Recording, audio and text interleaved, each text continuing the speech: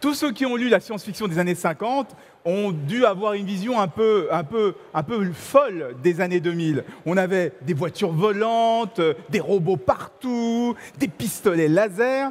Là, on est en 2017. Et qu'est-ce qu'on a en 2017 ? Eh ben, on a des selfies avec le dogface qui va bien, on a des émoticôns partout, et on a Internet, une révolution qu'aucun livre de science-fiction n'avait prévue. Alors, à quoi sert la science-fiction si elle se trompe systématiquement sur la vision du futur ? Quel rapport y a-t-il entre les sciences dures, molles qu'on connaît, et la science-fiction ? Qui de la science ou de la science-fiction fait-il le mieux, le plus progresser notre société ? Ce sont les questions auxquelles on va tenter de répondre tout de suite, maintenant, avec nos experts. Merci d'accueillir Claudie Aigneret et Roland Lehoucq. Ça va, Claudie ? Installez-vous. Installez-vous. Alors, j'ai deux experts exceptionnels. J'ai une scientifique à côté de moi. J'ai un spécialiste de la science-fiction. Mais on a voulu que ce soit le plus interactif possible. Donc, n'hésitez pas à poser des questions. On utilise Twitter pour ça. Le hashtag, il est derrière moi. C'est Paris Air Lab. Je reçois les questions en temps réel sur ma tablette et je peux les poser à nos deux invités. Vous avez certainement remarqué qu'il y a un siège qui est libre. Comment se fait-il ? Eh bien, c'est sacrée soirée ce midi. On va avoir un invité exceptionnel tout à l'heure. Je ne vous en dis pas plus, mais restez, ça va valoir le détour. Bonjour Claudie, bonjour Roland. Comment allez-vous ? Bonjour Anissé, bonjour à tous. Je suis ravi de vous avoir. Alors, je vais essayer de vous présenter Claudie, mais tout le monde vous connaît, Claudie Aigneret. On ne la présente plus, la première astronaute française, première femme astronaute dans l'espace, médecin, chercheuse, ministre de la Recherche. Vous avez votre bac à quel âge ? Je ne sais plus, c'était... Je sais qu'à 20 ans, vous aviez déjà en 5e année de médecine. C'est incroyable. Alors, j'ai eu mon bac à 15 ans, c'est vrai, ce qui m'a permis d'être pas trop en retard pour faire mon bac plus 19, qui est la caricature de ce que je suis et qui effraie les jeunes enfants qui sont en train de terminer leurs épreuves de baccalauréat. Alors ça, j'ai parlé du passé, mais aujourd'hui, votre actualité, c'est quand même, vous êtes conseillère à l'ESA, conseillère du DG de l'ESA, l'Agence spatiale européenne, évidemment. Vous serez notre grand témoin aujourd'hui. Nous avons aussi Roland Lehoucq, l'homme qui n'a pas de portable. Cet homme, regardez-le, c'est un spécimen rare, il n'a pas de téléphone portable. Ça n'existe pas pour lui. Pourtant, je confirme. Pourtant, c'est aussi un spécialiste de la science-fiction puisqu'il est président des Utopiales. C'est le plus grand festival de science-fiction du monde, de la planète. De la galaxie même. De la galaxie. Hein, c'est le plus grand festival de science-fiction. Il a lieu à Nantes tous les ans. Et vous êtes surtout connu pour vos travaux sur l'analyse des œuvres de science-fiction. Et on pense notamment à un ouvrage, c'est Faire de la science avec Star Wars. Donc, je vous l'expliquais tout à l'heure en introduction, on a une scientifique, un spécialiste de la science-fiction, pour répondre à cette question que l'on se pose, lequel des deux, quelle est la matière qui fait le plus progresser et est-ce qu'elles peuvent faire progresser notre société ? On va commencer par cette idée d'utilité. En introduction, je disais, mais est-ce que c'est utile la science-fiction ? Je vais vous demander à vous, Madame Claudie Aigneret, pourquoi je vous appelle Aigneret ? C'est incroyable, hein, c'est parce que je veux faire des rimes en i. Moi, Claudie Aigneret, vous êtes scientifique. À quoi ça sert la science-fiction selon vous ? Est-ce que la science doit s'inspirer de la science-fiction ou est-ce que c'est un pur divertissement et rien d'autre ? Alors, c'est pas qu'un pur divertissement. Moi, j'insiste beaucoup sur quelque chose que je trouve important à conserver, qu'on a quand on est petit, qui est cette curiosité, toujours cet appétit de découvrir. Le chercheur, c'est un peu ça. C'est aussi quelqu'un qui est curieux. Mais alors, la curiosité, parfois, je dirais qu'elle est un peu contrainte. Aujourd'hui, on se pose une question, on va sur Internet et hop, on trouve la réponse. Alors, ça brime un petit peu, ça bride un peu la curiosité. Parfois, on a envie de penser à des choses et puis, voilà, il faut être politiquement correct, il ne faut pas passer pour quelqu'un qui a des spéculations un petit peu fantaisistes. Donc parfois, on se bride cette curiosité. Quelque part. Et pour moi, la science-fiction, c'est cette liberté. Liberté littéraire et puis la science-fiction dans d'autres moyens que les livres aujourd'hui, mais Roland va nous raconter tout ça. Et je trouve que cet espace de liberté que donne la science-fiction, ça permet de bousculer nos représentations, de se projeter vers des avenirs qui sont pas obligatoirement ceux que les tendances de l'Internet ou des sondages ou des recherches nous propose On casse le carcan l'existant. scientifique quelque part. Voilà, on écarte. Alors, ça ouvre l'esprit. Et moi, je trouve que toutes les fenêtres ouvertes, quand elles redonnent cette vraie curiosité, cette vraie possibilité d'explorer des avenirs, des ailleurs, des autrement, c'est utile aux chercheurs. D'accord, donc c'est très utile parce que ça permet de libérer l'esprit, de libérer le chercheur. Roland, il y a quand même vous, je vous pose la question à vous le spécialiste, à quoi ça sert cette science-fiction si elle se trompe tout le temps? Est-ce qu'il y a vraiment un intérêt social à la science-fiction? Alors effectivement, la science-fiction utilise des éléments scientifiques et techniques qu'elle met en scène dans des histoires, dans des films, mais la science-fiction la plus nombreuse, c'est la science-fiction littéraire, celle qui a été écrite sous forme de romans ou de nouvelles. Et elle ne cherche pas en fait à inventer quelque chose, elle ne cherche pas à inventer une science nouvelle, donc à inspirer les sciences, évidemment. La science-fiction, ce n'est pas de la science. On a l'impression que la science-fiction a décrit la société du futur. Et donc elle se trompe, elle peut se tromper dans les éléments techniques. Le sabre laser de Star Wars, si on en prend un dans le cinéma, si on prend le sous-marin de Jules Verne, on se dit ah bah il s'est pas trompé. Oui. Mais en même temps, dans un cas, Jules Verne veut à la fois divertir son public, l'éduquer scientifiquement, donc il s'intéresse à la science de son temps, et en même temps, en mettant en scène ce sous-marin électrique de Nemo, il en tire des conséquences. On en parle moins, mais il en tire des conséquences. Une conséquence du sous-marin, c'est-à-dire eh bien, c'est Nemo avec son sous-marin, il est invincible. Il peut détruire, couler n'importe quel navire, particulièrement les navires anglais qu'il déteste. Il peut couler n'importe quel navire. Il est le maître des mers s'il a un sous-marin. Et c'est ça qui est intéressant dans la science-fiction. Elle ne cherche pas à inventer des choses qu'on n'aurait jamais vues. Elle le fait, mais en pratique, certaines ne marchent pas parce qu'elles violent des lois de la physique. Oui. Et donc, elles seront de tout temps impossibles ou parce qu'elles sont trop difficiles à faire, on ne les fera pas. Ce qu'elle fait, c'est plutôt mettre en scène les avancées scientifiques et techniques et en tirer des conséquences sociales. Par exemple, vous avez un sous-marin électrique, vous êtes le maître du monde. On voyait l'image juste avant du meilleur des mondes. S'il y a des utérus artificiels, si vous manipulez le génome humain, dans quel monde on vit? Une réponse est proposée dans le livre de Huxley. Eh bien, c'est un monde où il y a trois humanités différentes, les alphas, les bêtas et les gammas. Et dans l'ordre alphabétique, on voit bien qu'il y a les alphas, c'est les chefs, les bêtas, bon, c'est la classe intermédiaire, et puis les gammas, c'est les grouillots. Et là, ce sont des humains qui sont génétiquement différents et élevés presque comme on élèverait des plantes, dans des utérus artificiels. Donc, si je vous entends bien, c'est pas simplement, elle n'est pas là pour prévoir l'avenir. Néanmoins, quand on regarde bien la plupart des œuvres de science-fiction, on trouve des enseignements sociaux. C'est exactement ça. La science-fiction, c'est un laboratoire, une expérience de pensée sociale, ou un laboratoire social des conséquences des progrès scientifiques et techniques. Alors donnez-moi un exemple, je parlais d'Internet tout à l'heure. Ouais. Internet, il est nulle part dans la science-fiction. Non, il n'y est pas. Mais il y a des choses qui s'appellent, par exemple, que vous connaissez peut-être, ça s'appelle le cyberespace. Ah. Un mot que tout le monde utilise. D'où ça vient, ce mot-là, forgé par la science-fiction. Et le cyberespace, dans la science-fiction, n'est pas l'Internet tel qu'on le connaît, mais c'est quelque chose qui ressemble. Ou quand on pense à Teilhard de Chardin avec sa noosphère, l'idée qu'il y a une communion des cerveaux, une communion des intelligences, qui passe par un moyen qu'il ne décrit pas, et qui n'est pas un moyen forcément technique, ça peut être quelque chose d'un peu magique éventuellement. Il y a cette idée dans Internet, en tout cas qui est vendue avec Internet, qui est tout le monde peut s'exprimer, on peut échanger avec quelqu'un à l'autre bout du monde, tout le monde a une voix qui peut montrer sur le réseau. Et donc, si l'objet qui est finalement à l'œuvre, tel qu'il est maintenant à l'œuvre, Internet, n'est pas celui qui est décrit dans la science-fiction, ce qui reste, c'était les questions, c'était les questions qui sont posées par l'existence d'un tel réseau, même s'il n'est pas réalisé comme on le pensait. C'est ça qui est important. La question reste, même si la façon de la réaliser n'est pas la bonne.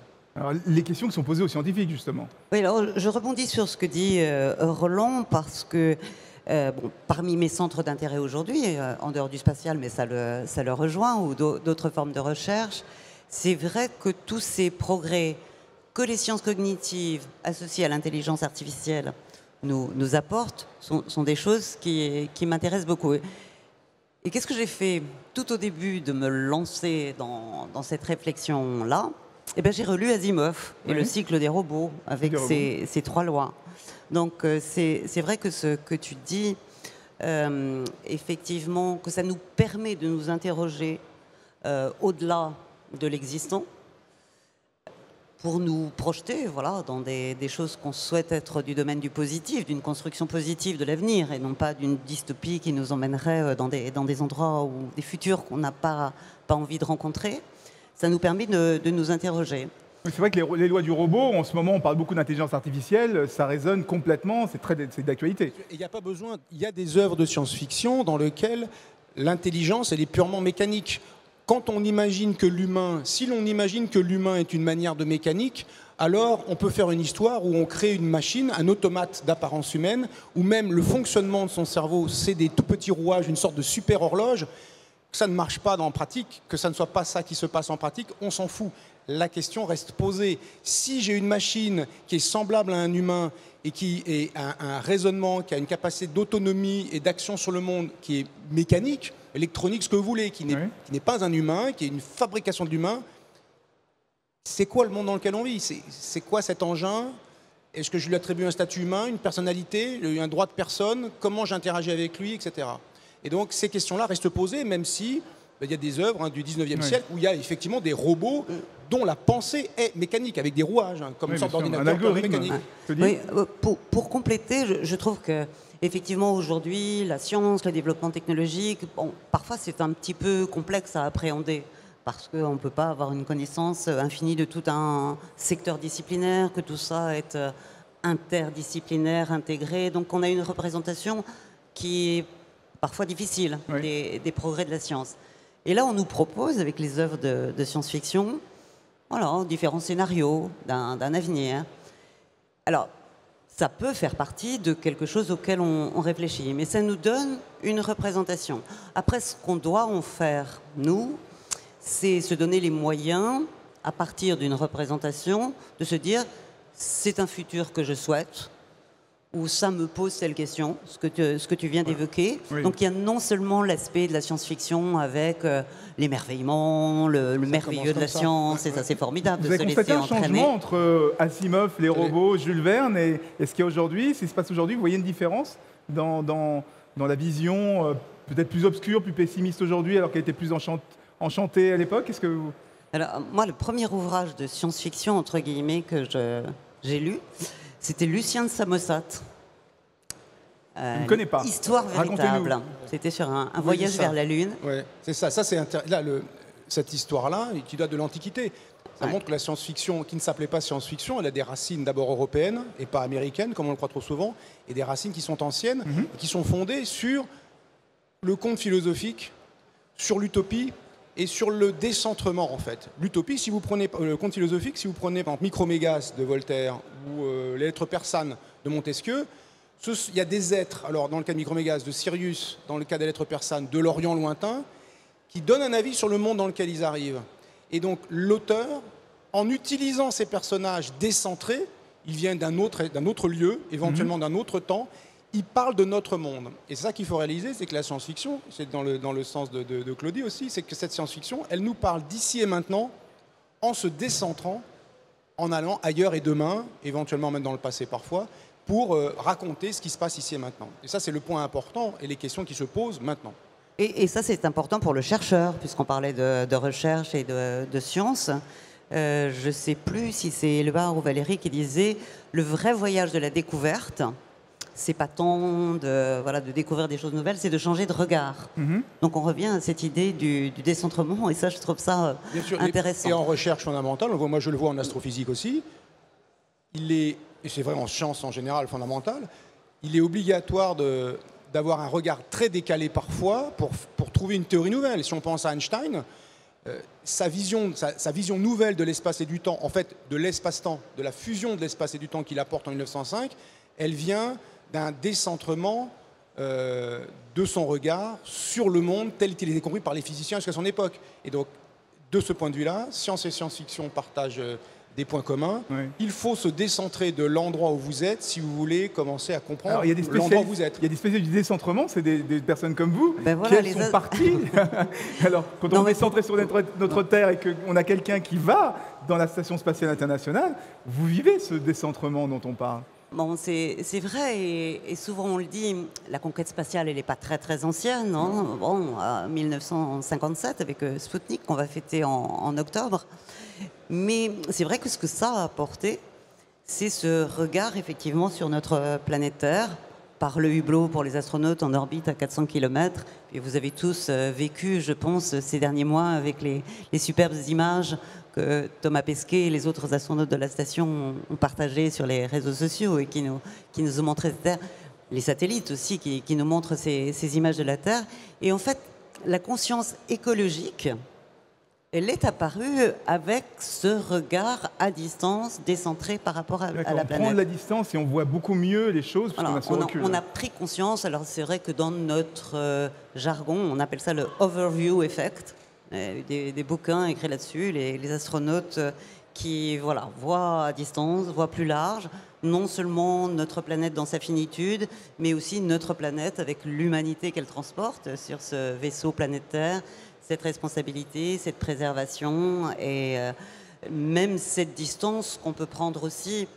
Alors, et c'est un point, je pense, qu'on abordera dans la deuxième partie de cette petite discussion, le fait que les sciences, elles font partie de notre culture et qu'on doit repositionner les sciences aussi dans quelque chose qui est notre culture politique, économique, environnementale et que on ne peut pas rester à regarder juste par un petit bout de la lorgnette et qu'il faut pouvoir effectivement reprendre cet aspect culturel de la science. Alors justement, moi je vais poser la question à Roland.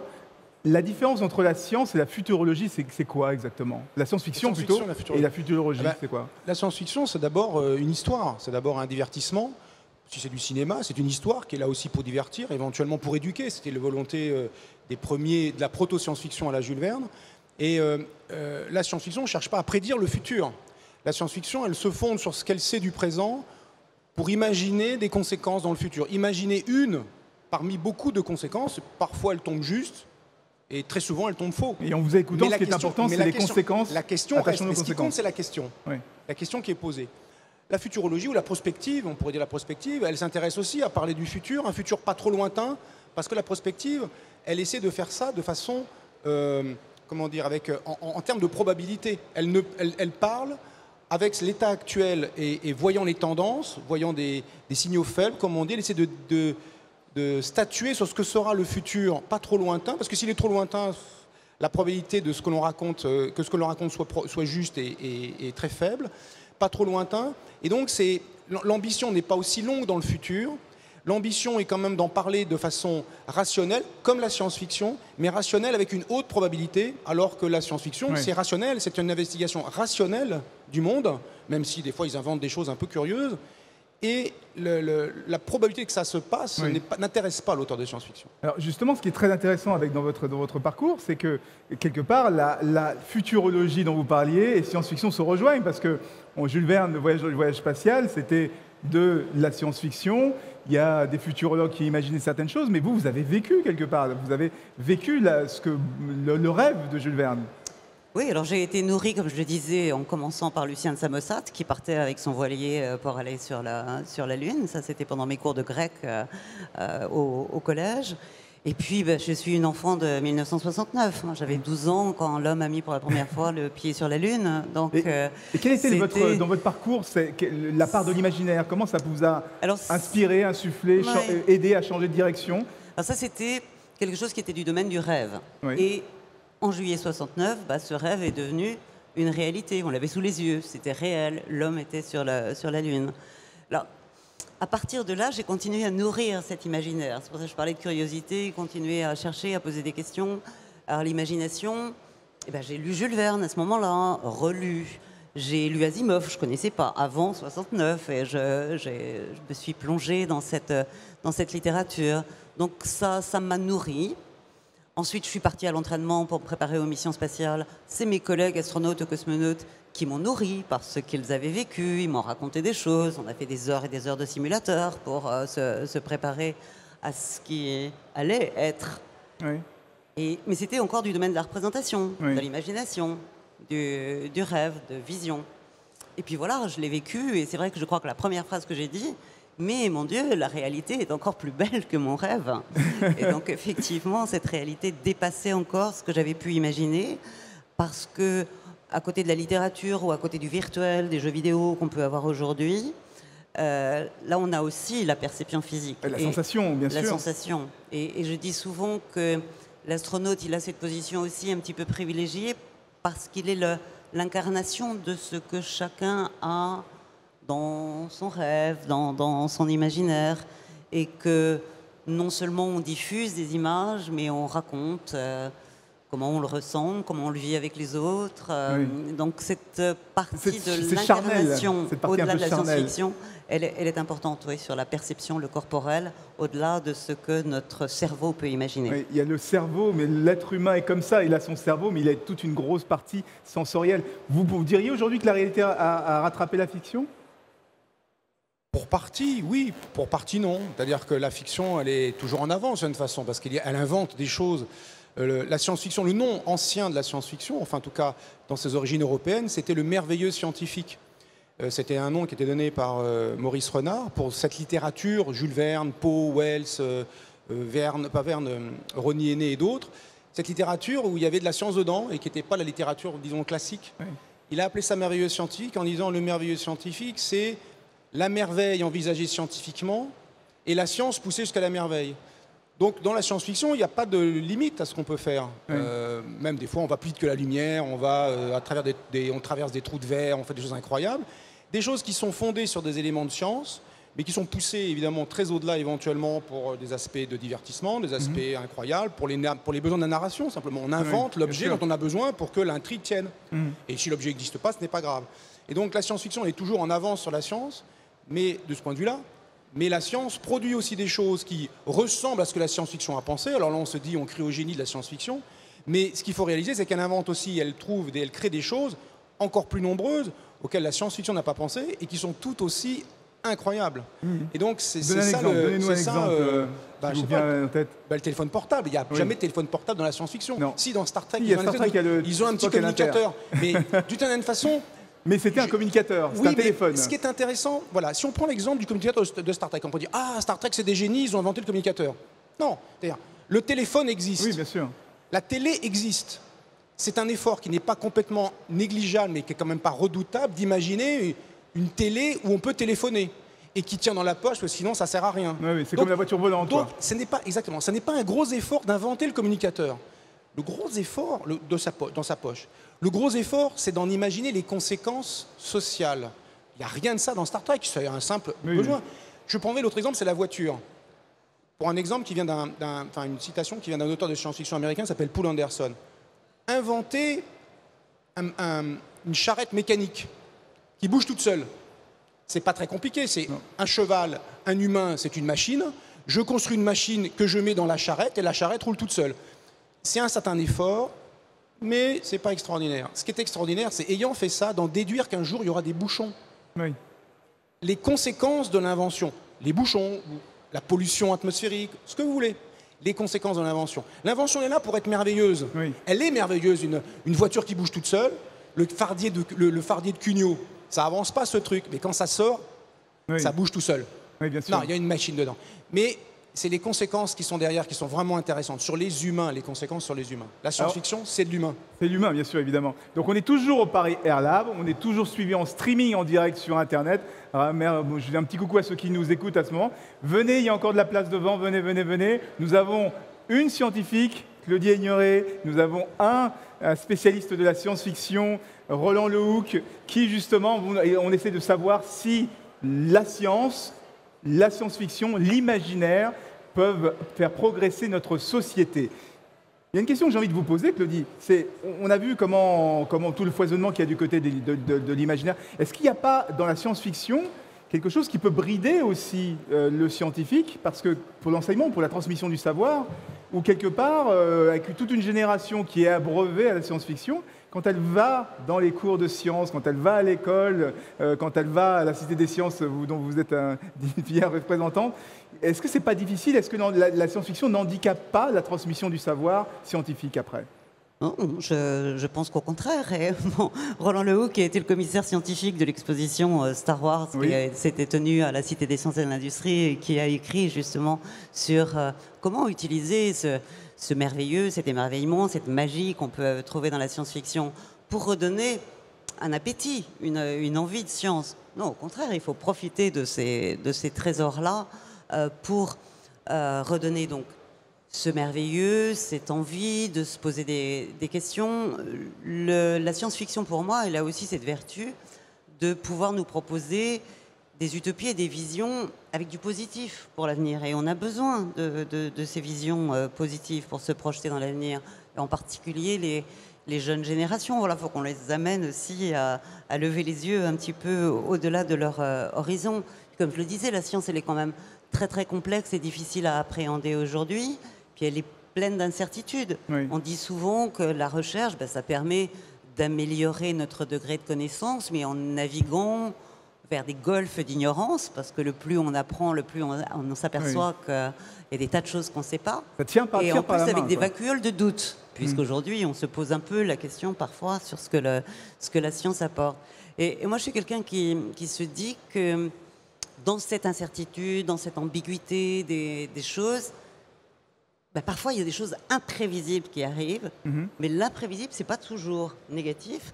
L'imprévisible parfois, il faut être capable de le transformer en inespéré. Oui. Voilà, quelque chose qu'on on en revient à l'humain, n'attendait pas. C'est ce qui fait qu'on est un peu différent des machines. Donc moi je trouve que c'est quelque chose qui est intéressant à proposer aux jeunes et aux moins jeunes, par exemple dans les musées de sciences. Mais à côté de cet aspect-là, bien évidemment, et on va échanger là-dessus, il y a qu'est-ce que c'est que la démarche de la science? Comment ça se passe? Il n'y a pas simplement des résultats de la science qui nous interrogent. Il y a comment on est arrivé à ces résultats. Puis au-delà des résultats, comment on peut se poser la question de l'impact. Et c'est quelque chose de très important. Très rapidement, Roland, comment on passe justement on a réussi à attraper les jeunes, à leur donner envie grâce à la science-fiction. Comment après on arrive à les faire revenir vers une vraie méthode scientifique? Parce qu'on n'est plus dans le rêve là. Là, il faut être très sérieux. Très rapidement. On peut utiliser la science-fiction pour montrer en pratique comment un cerveau scientifique se pose des questions sur le monde. Si vous vous demandez quel est l'âge de l'univers et que vous expliquez toute la méthode, ça va prendre du temps parce que ça fait à peu près un siècle seulement qu'on a les moyens, mais il y a un siècle de pensée humaine à expliquer. Et je ne raconte pas sur la façon dont tombent les pierres, la chute des pierres, où on se pose des questions depuis beaucoup plus longtemps. Mais si vous dites quelle est la puissance d'un sabre laser, et ça c'est une question qui est a priori un peu iconoclaste, mais vous pouvez y répondre en regardant attentivement la scène bien choisie d'un film de Star Wars et en faisant un raisonnement scientifique et vous montrer par l'exemple comment un cerveau scientifique s'empare d'une question mal posée. Il n'y a que la question, débrouillez-vous. Il n'y a pas la masse du truc, la vitesse du show, il n'y a pas des questions tata vous rappelez quand il est en classe 1, 2, 3, 4, les parties. Il n'y a pas tout ça. Il y a une question, débrouillez-vous. Et donc ça permet de montrer comment en terrain accidenté, intellectuellement accidenté, on peut résoudre ou commencer à progresser vers des réponses aux questions qu'elle se pose. Et en ce sens, la science-fiction est un support, un prétexte tout à fait intéressant pour montrer en action la démarche scientifique. Donc la science-fiction qui peut aussi aider, on a parlé du rêve tout à l'heure, de libérer les chercheurs, mais qui peut aussi aider à aller vers cette fameuse démarche scientifique. Je vous ai dit tout à l'heure qu'on avait un siège qui était vide, parce qu'on allait accueillir un invité exceptionnel. Cet invité exceptionnel est arrivé, je vous dis que c'était sacrée soirée aujourd'hui. Veuillez faire un tonnerre d'applaudissements à notre invité exceptionnel, Thomas Pesquet. Ravi. Comment allez-vous?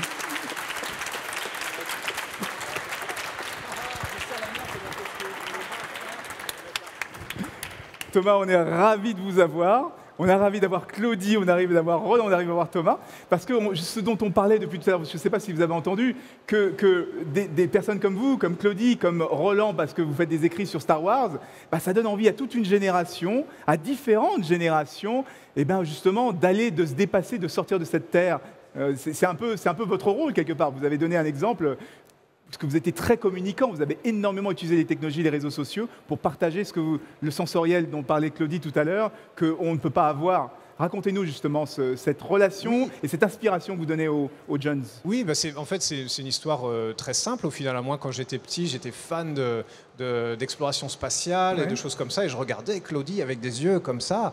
Et, mais il n'y avait pas les moyens de communication qu'on a aujourd'hui dans la station spatiale. Donc moi, j'aurais adoré suivre une mission au jour le jour, mais ce n'était pas possible. Et puis voilà, je me suis dit, maintenant c'est mon tour d'aller dans l'espace, ce serait trop bête de ne pas partager cette expérience-là, c'est une aventure trop belle pour la garder pour soi. Donc j'ai essayé, dans la mesure du possible, dans mon temps libre, de partager ça avec tout le monde. Et il se trouve que y a des gens que ça a intéressé, donc c'est très bien, parce qu'en plus on fait ça pour eux, on ne fait pas ça pour nous. L'exploration spatiale, encore une fois, c'est pour tout le monde. Bien sûr. Alors, je prenais un micro, Claudie, parce qu'on a envie de vous écouter. Qu'est-ce qui a changé en 20 ans sur la Station Spatiale Internationale? Est-ce que vous pouvez nous dire, vous avez peut-être laissé un petit message pour Thomas, au futur. Est-ce que vous lui avez laissé un message? Qu'est-ce qui a changé en 20 ans? Alors, c'était en 15 ans, en 15 ans, pas tout à fait 15 ans. Non, pour le petit message, j'en ai pas laissé, non, à Thomas. Mais quand j'ai voulu en 2001, tu n'étais pas sélectionné. Non, tu étais encore au berceau. Je n'existais pas. Il n'existait pas. Donc, ça aurait pu être de la science-fiction. Mais par contre, c'était pas de la science-fiction. Mais mon mari, qui a volé dans la station Mir en 93, m'avait laissé un message que j'ai trouvé au cours de ma mission en 96. Sérieusement? Sous le velcro de la cabine du commandant. Voilà. Oui, c'est Jean-Michel Jean-Pierre. Jean-Pierre, votre mari. Il vous a laissé un message? Il m'a laissé un message dans la station Mir. Absolument. J'ai ramené la lettre qu'il m'avait laissée. Vous avez vu des petits mots comme ça? I was here, j'étais ici. Non, on n'a pas vraiment ça, mais ce qu'on a fait beaucoup, c'est chaque équipage colle un peu son autocollant, son patch, et les gens signent. Et donc, voilà, on voit des noms de glorieux prédécesseurs, on voit des collègues qui sont arrivés avant, donc c'est un peu sympa, ça fait un peu, il y a un espace un peu collector, c'est sur le même panneau dans la station spatiale et chacun signe un peu son passage. Mais non, et pour revenir à votre question, je pense que ce qui a beaucoup changé, la station spatiale en elle-même, elle a beaucoup changé. Claudie, oui. Tu me dis si je me trompe, mais maintenant il y a plus de modules, elle est plus grande, on l'a construite, ça a pris des années, mais maintenant elle est dans sa forme finale, même s'il y a encore des petits changements. Mais ça a commencé par un embryon de station spatiale, un module, puis 2, puis 3. Et aujourd'hui, on en a 14, je ne sais même plus, parce que parfois on en a des nouveaux. Et maintenant, c'est une vraie station spatiale de science-fiction. Moi, quand je l'ai vue en arrivant, ça m'a choqué, je me suis cru dans Star Wars. Je me suis dit, ça y est, c'est l'étoile noire. C'est pas l'étoile noire quand même, non. Ah mais si, mais c'est...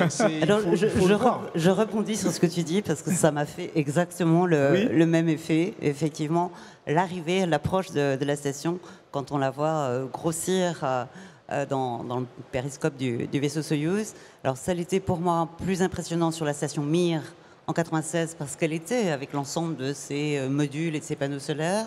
Et qu'effectivement, en 2001, moi, quand je suis arrivée à bord de la station, là, il y avait 3 modules. Le petit module russe, il y avait un nœud de jonction, le module américain. Je crois qu'il y avait un tout petit panneau solaire, mais ça n'avait rien à voir avec ce que tu as pu voir quand tu es à l'approche.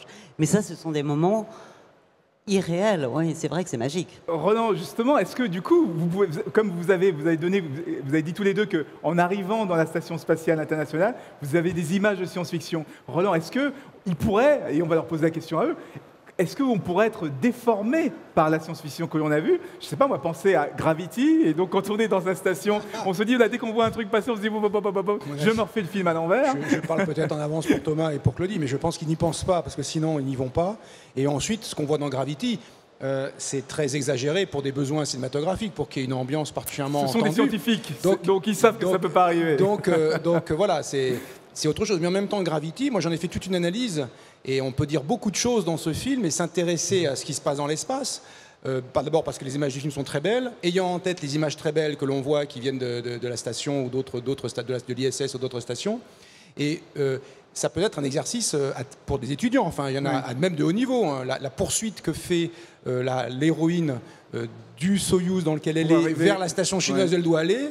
Vous dites aux étudiants, il y a 2 modules sur la même orbite, vous êtes là, vous allez là-bas, vous faites quoi? Et là, vous réalisez que c'est pas comme en voiture, c'est-à-dire les méchants sont là-bas, vous êtes dans la voiture, vous accélérez, vous les rattrapez. Je prends mon GPS, si vous faites ça, si vous accélérez, entre guillemets, si vous poussez aux fesses, vous changez d'orbite, vous montez, ou si vous freinez, vous descendez. Donc la rattraper, il faut réfléchir. Et c'est ça qui est intéressant derrière, c'est d'utiliser encore une fois ces histoires pour parler du réel, qui est le seul truc vraiment intéressant. Thomas, Claudie, justement, quand on redescend, est-ce qu'on regarde la science-fiction différemment? Certains ont parlé de Gravity, mais c'est un peu un détail. Est-ce qu'on regarde tous les voyages spatiaux différemment? Est-ce qu'on avait un avant, station spatiale, et un après, quand on revient sur Terre, on relit ces livres et on revoit les films de façon différente?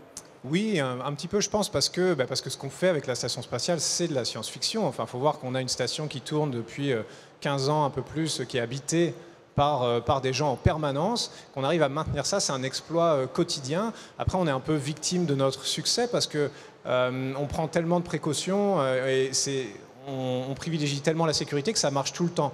Donc les gens ont plus l'impression que c'est dangereux, du coup c'est moins intéressant. C'est comme le patinage artistique. Si personne tombe jamais en patinage artistique, ça enlève un petit côté suspense, un petit côté émotion. Et voilà, donc on est un peu victime de notre succès, mais d'y aller en vrai et de le voir, ça permet vraiment de réaliser à quel point c'est un exploit incroyable, à quel point faut se pincer pour y croire quand on arrive dans la station spatiale. Moi, j'ai eu des moments de science-fiction, l'arrivée, on en a parlé, le retour sur Terre aussi, j'avais l'impression de... Claudie, tu me diras si ça t'a fait la même chose, mais quand on rentrait dans le plasma et que vraiment la température s'échauffait autour de la capsule et qu'on voyait le relief, moi j'avais l'impression, et que tout devenait rouge à cause du plasma, et ben, j'avais l'impression d'arriver sur une nouvelle planète, d'être un peu Flash Gordon, ça bougeait dans tous les sens, c'était vraiment un des moments qui va me rester, je pense. Donc voilà, et quand on revient sur Terre, on se dit, bah oui, en fait, tout ça, c'est pas juste du rêve, c'est pas juste l'imagination, des élucubrations de gens un peu farfelus, ça existe vraiment. Et la science-fiction, elle a toujours permis d'anticiper tout ce qu'on peut imaginer. Moi, je suis convaincu qu'on pourra le réaliser, c'est juste une question de temps. Claudie, justement, vous, quand vous êtes arrivée, qu'est-ce qui a changé ? Bon, ce que je me dis aujourd'hui, en écoutant Thomas, c'est tout à fait vrai. C'est une performance technique extraordinaire et opérationnelle que de maintenir cette station en orbite, ce véritable laboratoire en orbite où on fait des superbes programmes.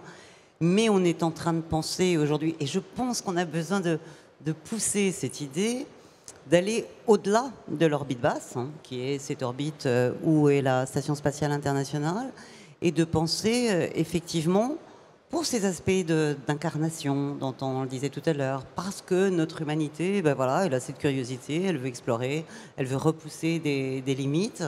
Donc, penser de l'exploration humaine au-delà de l'orbite basse. Au-delà des sondes qu'on envoie, il faut aller avec des personnes qui incarnent, et on voit l'effet que ça peut avoir, très positif à la fois sur tout un chacun, et l'effet social, parce que ça permet aussi Oui, je ne pense pas qu'une sonde va vous raconter l'atterrissage, le retour, la traversée de l'atmosphère, le retour sous parachute, et où je l'ai vécu de façon aussi sportive que toi. Et c'est vrai que c'est un grand moment à vivre.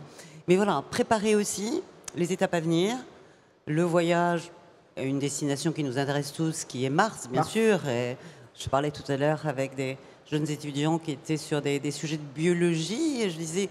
Mais voilà, la recherche de la vie, c'est toute une matière de science-fiction. Bon, Mars, c'est bien évidemment quelque chose qui nous attire vers ces sujets-là.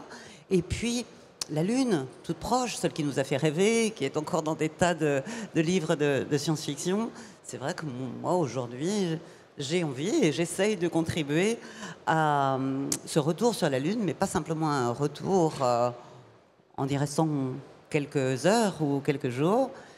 Mais voilà, se poser sur la Lune, y construire une infrastructure permanente, ce qu'on appelle le village lunaire, cette idée qui, pour moi, est une façon de se réfléchir en tant que civilisation, société, justement, un petit peu en dehors des frontières et des limites qui sont les nôtres aujourd'hui, de se dire, allez, on va essayer de penser un peu out of the box, comment on pourrait se comporter ensemble entre partenaires chinois, indiens, les partenaires classiques de la Station spatiale internationale, des gens du monde académique, bien évidemment, ou du monde économique, qui vont se dire, ah oui, la Lune, elle est toute proche. On peut... Pour réenchanter le rêve, quelque part. Voilà, il faut se donner ces formes de... Alors moi, je les appellerais pas utopie, parce qu'utopie, bon, c'est une borne qu'on se fixe, mais on n'est jamais tout à fait sûr de l'atteindre. Enfin, en tout cas, ça nous permet de prendre le chemin. Donc dans ce cadre-là, je veux bien le porter comme une utopie, mais c'est un rêve qui peut devenir une réalité. Thomas, j'avais posé aussi la question, d'abord, est-ce que vous signeriez pour aller sur Mars ? Oui, mais je pense qu'on est tous, comme Claudie l'a bien expliqué, dans le corps des astronautes. Sur la Lune d'abord. Sur Mars, il va falloir attendre quelques années, mais on lèvera tous la main. On est tous un peu explorateurs. Je pense qu'on a ça dans nous. On a envie d'aller là où personne n'est jamais allé. C'est ça qui est motivant, parfois. Pour et quel regard vous avez quand vous regardez un film comme... Est-ce que vous les regardez d'ailleurs, Les Seuls sur Mars, Arrival, des gens de ce film ? Est-ce que vous les regardez ? Oui, vous avez quel regard ? Je les regarde et moi, je trouve ça formidable. Je sais qu'il y a des gens où j'ai des collègues astronautes qui disent non, mais c'est plein d'erreurs, c'est vraiment nul. Mais moi, je trouve pas. Oui, effectivement, on prend un peu de de liberté avec les lois de la physique, mais c'est Hollywood, c'est pas grave. On raconte une histoire, on intéresse les gens et on les fait rêver. Donc voilà, c'est très bien. Moi, je trouve ça vous très n'êtes bien. pas méprisant vis-à-vis de ce genre de choses. Vous pensez que c'est utile, ça va faire rêver les gens. Oui, tout à fait. Il n'y a pas d'obligation à être parfaitement, rigoureusement, scientifiquement juste. Non, alors plus on est juste, mieux c'est. Mais encore une fois, c'est de la fiction. C'est comme un roman. Dans un roman, voilà, parfois on crée des personnages et puis on leur invente des aspects et c'est pas forcément la vraie vie. Là, c'est un peu la même chose. Nous, on est là pour faire la vraie exploration spatiale, celle qui est réelle, parce qu'on y va en vrai. Hollywood est là pour en parler, pour l'enjoliver un peu et pour faire rêver les gens. Donc, on va dire que c'est un binôme qui, pour moi, fonctionne très bien. Oui, Roland ? Dans un film de science-fiction, dans une œuvre de science-fiction, c'est pas la qualité de la science qui fait la qualité de l'œuvre, c'est la qualité du scénario, de l'intrigue, de la narration, du style, des images, enfin tout ce qu'on veut. C'est pas la qualité de la science qui fait la qualité de l'œuvre. Oui, bien sûr. Et dans un film comme Seul sur Mars, par exemple, même s'il y a des choses qui sont pas correctes, il y a quand même un message assez intéressant derrière. C'est le gars, il s'en sort parce qu'il connaît de la science. Oui. Il s'en sort pas parce qu'il le vaut bien. Parce qu'il dit oui, je vais m'en sortir comme ça en agitant un peu les mains. Non, il sait de la science. Et il en chie un peu. Oui. C'est dur pour lui. C'est dur pour lui, exactement au sens propre. C'est dur pour lui, mais c'est parce qu'il connaît de la science qu'il s'en sort. Et donc ça fait passer quand même le message que si la science cause des problèmes, c'est pas l'ignorance de la science qui les résoudra. Oui, bien sûr. C'est aussi la science. Et il faut réfléchir à quel problème cause la science, comment on a pu causer des problèmes, la science ou la technique ou son application.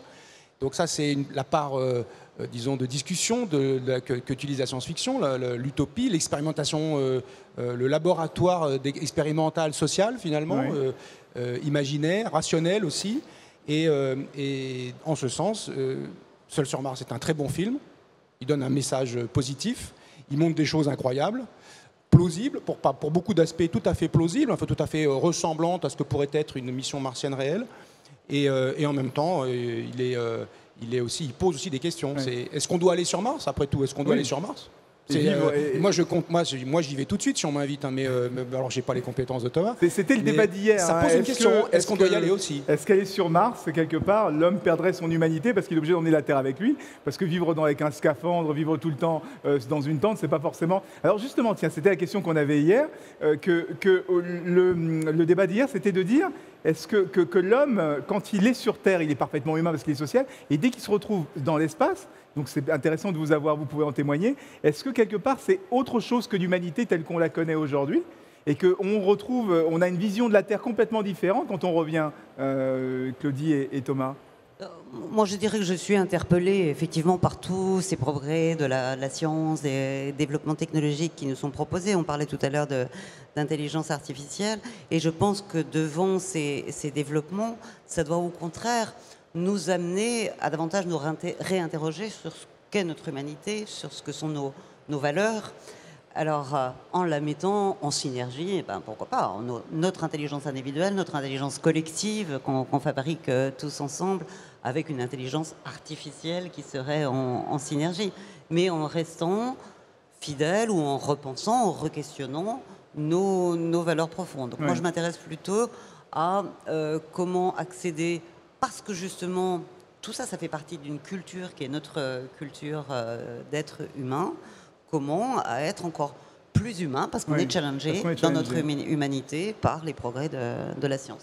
Thomas, quand on vient sur Terre, moi j'avais lu pas mal de vos tweets, finalement elle est très belle d'en haut, et quand on arrive sur Terre, on a encore plus envie de la protéger, c'est ça?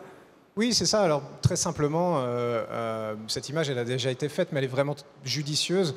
Quand on arrive dans la station spatiale, on a un sentiment de risque parce qu'on est dans un milieu extrêmement dangereux. Le milieu de l'espace est le milieu le plus hostile qu'on puisse imaginer. Hein. Vraiment, il n'est pas fait pour l'homme à la base. On n'a rien pour y survivre et grâce à la technologie, on arrive à le faire. Mais on a quand même ce sentiment qu'on est sur un frêle esquif qui est toujours un peu entouré de dangers. Donc, quand on regarde la Terre, eh bien, on a cet effet miroir où la Terre, c'est exactement la même chose. Oui. C'est ni plus ni moins qu'un gros vaisseau spatial qui est lancé dans l'infini, dans le cosmos, dans un milieu très très hostile, et on est dessus. On n'a pas choisi ses voisins, on n'a rien choisi, on a des ressources limitées, mais c'est exactement le même principe. Et quelque part, ce dont on se rend compte, c'est que ce qui nous protège sur Terre de l'absence de vie du cosmos et de ce milieu hostile, c'est l'atmosphère, c'est les caractéristiques de la Terre, mais c'est encore beaucoup plus fragile. fragile, toute proportion gardée, que nous, notre mince paroi d'aluminium et de métal qui nous sépare du vide du cosmos. Donc quand on a cette réalisation-là, eh ben, oui, ça fait prendre un peu de recul et on se dit, oh là là, mais attention, il faut faire attention à ce qu'on fait sur Terre, de la même manière, il faut faire attention à ce qu'on fait dans la station spatiale. La Terre est un vaisseau spatial, il faut en prendre soin parce que c'est encore plus fragile que la carlingue de la Station internationale. On remercie Thomas Pesquet, Roland Lehoucq, Claudie Aigneret. Merci énormément à tous. Merci d'être venus nous faire un petit coucou. Et c'était la Battle Conf où on essaye de se poser la question de la façon dont la science-fiction, dont l'imaginaire peuvent nous aider à faire progresser la société. Le prochain débat, il a lieu à 16h cet après-midi et on parlera de l'avion zéro kérosène, l'aviation zéro kérosène. On parlait de l'enjeu de la Terre et de préserver notre planète avec Thomas Pesquet à l'instant. Ça sera le thème du débat à 16h ici même. Visionary Hub, à tout à l'heure.